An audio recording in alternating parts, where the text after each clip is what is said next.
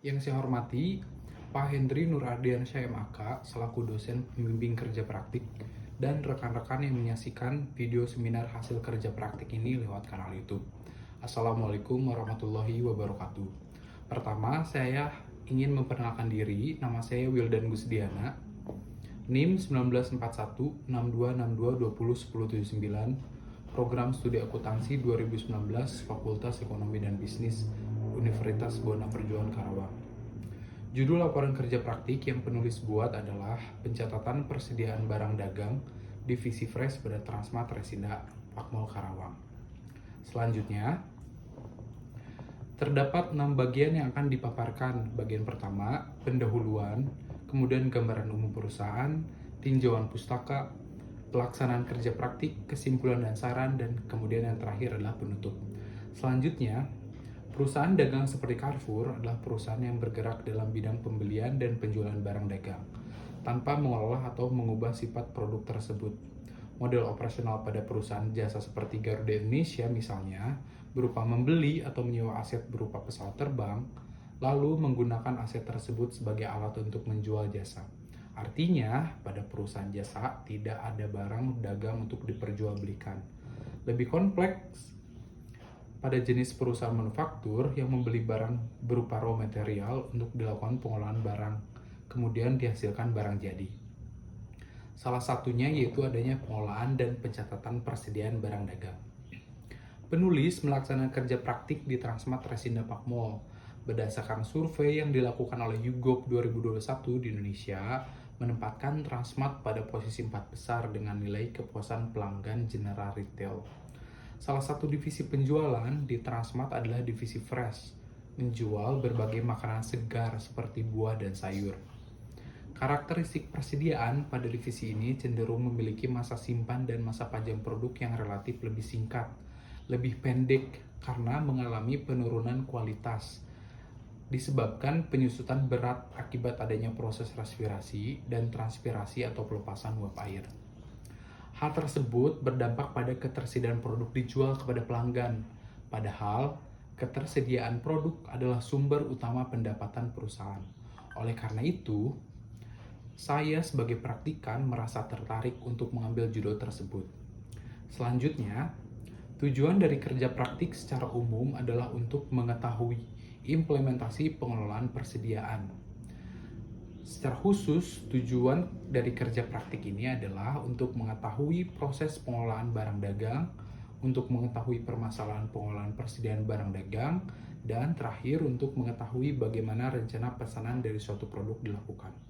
Selanjutnya, manfaat kerja praktik secara teoritis diharapkan dapat menambah wawasan dan pengetahuan mengenai pencatatan dan pengelolaan persediaan. Kemudian secara praktis, bagi praktikan diharapkan mampu menambah pengetahuan dari proses mengamati dan memahami metode pengelolaan persediaan pada hypermarket. Sedangkan bagi universitas diharapkan dapat menjadi sarana yang bermanfaat dalam membangun hubungan industri. Terakhir, bagi perusahaan, program kerja praktik ini diharapkan dapat berguna dalam melakukan perbaikan serta dapat menjadi bahan pertimbangan menetapkan kebijakan mengenai persediaan. Selanjutnya, pada bagian ini dipaparkan mengenai gambaran umum dari Transmart. Pada tahun 1957, gerai Carrefour pertama didirikan di Annecy, Prancis di dekat sebuah persimpangan. Kemudian di Indonesia sendiri, Carrefour Indonesia hadir sejak tahun 1998 dengan membuka gerai pertamanya di Cempaka Putih. Di tahun 1999, Carrefour dan Promodes sebagai pemegang saham Kontinen bersepakat untuk menggabungkan semua kegiatan usaha retail di seluruh dunia. Hal ini menjadikan Carrefour sebagai retail terbesar kedua di dunia. Pada tahun 2012, CT Corp membeli 60% saham Carrefour Indonesia. Kemudian di tahun 2013, CT Corp melalui anak perusahaannya mengambil alih 100% saham PT Carrefour Indonesia, sehingga nama perusahaan berubah menjadi PT Trans Retail Indonesia. Baru di tahun 2014, di bawah kendali CT, PT Trans Retail mulai mengembangkan format retail, terutama dalam pembukaan cabang baru. Salah satunya adalah Transmart Carrefour yang gerai pertamanya diberi nama Transmart Carrefour Supercenter di Tangerang. Seiring berjalan, manajemen PT Trans Retail Indonesia secara bertahap mentransformasikan perubahan lisensi merek Carrefour menjadi merek Transmart saat ini. Selanjutnya, PT Trans Retail Indonesia atau orang lebih mengenal dengan Transmart memiliki nuansa logo merah dan putih yang ingin menunjukkan sisi nasionalisme. Transmart Resinda Park Mall merupakan hypermarket yang mulai beroperasi pada Maret 2017. Transmart menjadi salah satu tenan di dalam Resinda Park Mall Karawang yang berada pada lantai basement dengan jumlah karyawan sebanyak 59 orang. Selanjutnya, visi dari perusahaan ini adalah untuk Indonesia yang lebih baik, dikenal dan dicintai karena membantu pelanggan dan mitra untuk menikmati kualitas hidup yang lebih baik setiap hari. Sedangkan misinya adalah menjadi peritel nomor 1 di Indonesia pada tahun 2020. Selanjutnya, Transmart Resinda Park Mall pada level store operasional dikepalai oleh seorang store manager yang memimpin 5 divisi penjualan, yaitu divisi FMCG, Fresh, Trans Living and Hardware, elektronik, dan departemen store. Selanjutnya, ruang lingkup pelaksanaan kerja praktik terbatas pada pengelolaan persediaan yang digunakan adalah metode first in, first out. Kemudian, pengelolaan dan pencatatan persediaan dilakukan pada divisi Fresh dengan jenis produk durian mentok lokal. Slide selanjutnya, saya ingin memaparkan mengenai tahapan kegiatan yang dilakukan oleh praktikan selama pelaksanaan. Dimulai dari pukul 8 dilakukan briefing pagi. Kemudian dilanjut melakukan display produk hingga pukul 10. Selanjutnya dari pukul 10 hingga 11.30 melayani pelanggan, membantu pelanggan memilih produk sesuai dengan kebutuhan, membantu menimbang serta memberikan label harga pada produk. Selanjutnya pukul 11.30 hingga pukul 12 menerima barang datang dari vendor. Selanjutnya dilanjut hingga pukul 13 berupa istirahat, sholat, dan makan siang. Setelah istirahat dilakukan membuat purchase order hingga pukul 14. Kemudian selanjutnya di pukul 14 berupa briefing siang, yaitu evaluasi kinerja harian sekaligus serah terima pekerjaan pada shift selanjutnya. Terakhir hingga pukul 15 dilakukan penerimaan barang, membantu pelanggan memilih produk sesuai kebutuhan dan membantu menimbang serta memberikan label harga pada produk. Selanjutnya akan dipaparkan mengenai teori-teori yang bersangkutan. Yang pertama adalah teori akuntansi, yang merupakan sistem informasi keuangan yang menyediakan informasi untuk memahami kondisi keuangan organisasi. Pengguna internal menggunakan akuntansi manajemen untuk melakukan berbagai evaluasi kinerja. Terdapat 3 fungsi akuntansi manajemen dalam menyediakan informasi yang relevan dan tepat waktu untuk memenuhi kebutuhan manajer dan karyawan dalam mengambil keputusan, yaitu sebagai pemecahan masalah, pengarah perhatian, untuk membuat rencana dan pengawasan, serta sebagai scorekeeping atau evaluasi kinerja. Selanjutnya, dibahas mengenai persediaan pada perusahaan dagang yang merupakan sumber pendapatan. Oleh karena itu, persediaan harus dikelola dengan baik dan dilakukan pencatatan agar perusahaan dapat menjual produknya dan memperoleh pendapatan penjualan, sehingga perusahaan dapat mencapai tujuan yang telah ditetapkan. Menurut Weigen, perusahaan dalam mengelompokkan persediaan dasarnya pada jenis kegiatan, apakah perusahaan tersebut beroperasi. Perusahaan dagang melakukan kegiatan membeli lalu menjual barang dagang kepada pelanggan secara langsung. Jadi, perusahaan dagang hanya mengklasifikasikan pada satu jenis, yaitu persediaan barang dagang. Selanjutnya, perusahaan menggunakan 2 metode sistem untuk mencatat persediaan. Yang pertama, sistem perpetual, dan yang kedua, sistem periodik. Dalam menentukan total biaya persediaan, harga pokok penjualan akan menjadi rumit dikarenakan perusahaan membeli persediaan tersebut dalam waktu dan tingkat harga yang berbeda. Terdapat 3 metode arus biaya. Yang pertama, first in, first out. Hal ini diasumsikan bahwa persediaan barang yang pertama kali dibeli adalah yang pertama akan dijual.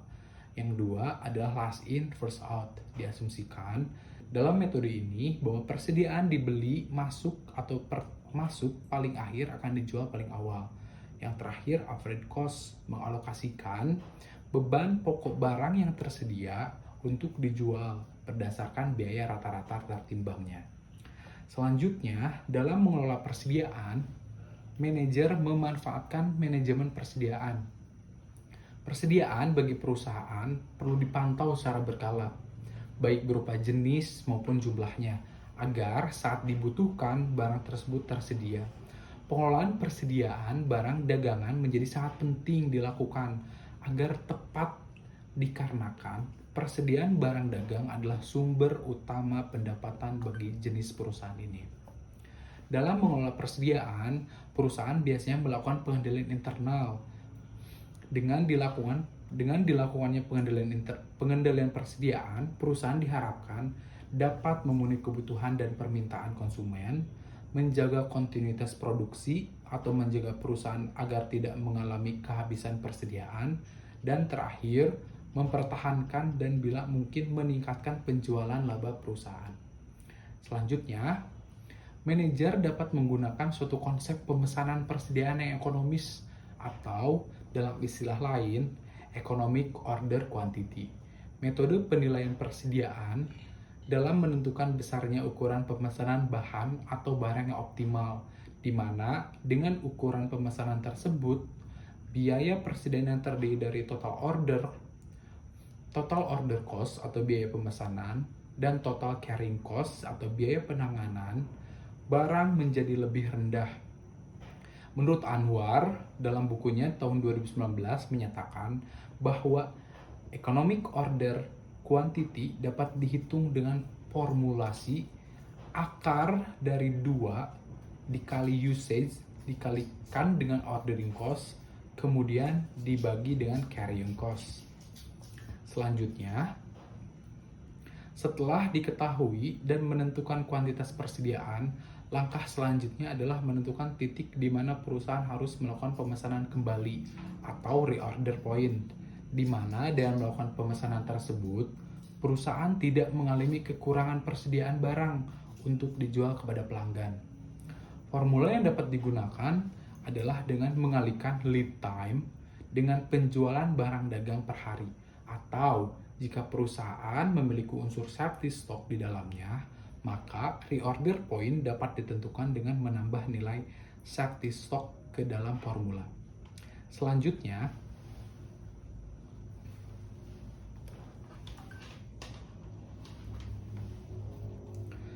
akan dibahas mengenai pelaksanaan kerja praktik. Yang pertama, kedudukan dan koordinasi. Penulis berkedudukan sebagai associate staff atau pada divisi fresh di Departemen Fruits and Vegetable. Tugas utama yang dilakukan adalah melakukan persiapan display, dan melakukan asistensi kepada pelanggan.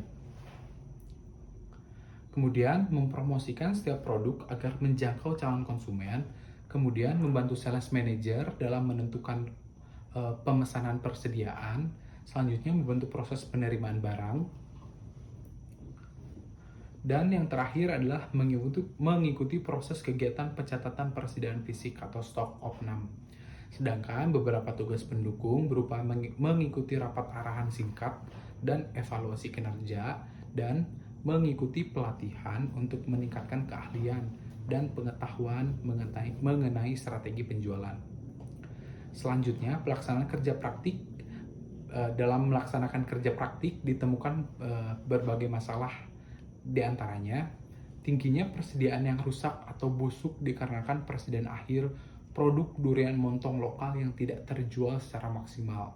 Kemudian, tingginya resiko kehilangan dari penyusutan inventory shrinkage sekaligus hilangnya opportunity sales dikarenakan kekeliruan dalam menentukan tingkat persediaan yang tepat. Kemudian, solusinya adalah pertama, memaksimalkan penjualan produk yang pertama kali datang adalah yang pertama kali dijual. Hal tersebut dapat dilakukan dengan menentukan kontrol yang tepat. Kemudian, menganalisa tingkat persediaan yang tepat dengan cara menentukan rasio persediaan dan menetapkan tingkat pemesanan yang ekonomis. Bagian penutup berupa kesimpulan. Setelah dilaksanakan kerja praktik, dapat ditarik kesimpulan bahwa pengendalian persediaan dilakukan dalam rangka menekan tingginya beban pokok penjualan dan tingkat kehilangan dari penyusunan produk atau inventory shrinkage. Sedangkan pada sisi lain, pengendalian persediaan dan pengelolaan persediaan yang baik menjaga kontinuitas pemesanan persediaan agar tetap tersedia bagi pelanggan dalam keadaan cukup dengan kualitas produk yang baik.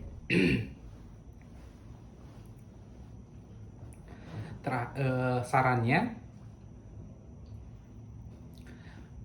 kerja praktik pada jenis perusahaan dagang hypermarket memiliki bisnis yang luas. Selain harus fokus pada operasi internal, juga mempunyai fokus pada pelayanan eksternal pada pelanggan. Hal tersebut menuntut untuk mahasiswa yang berminat melakukan kerja praktik memahami kedua fokus tersebut.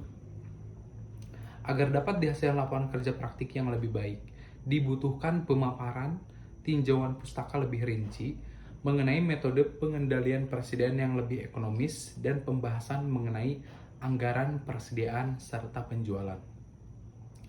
Sekian presentasi saya pada kesempatan hari ini. Saya ucapkan terima kasih. Wabillahi taufiq wal hidayah. Wassalamualaikum warahmatullahi wabarakatuh.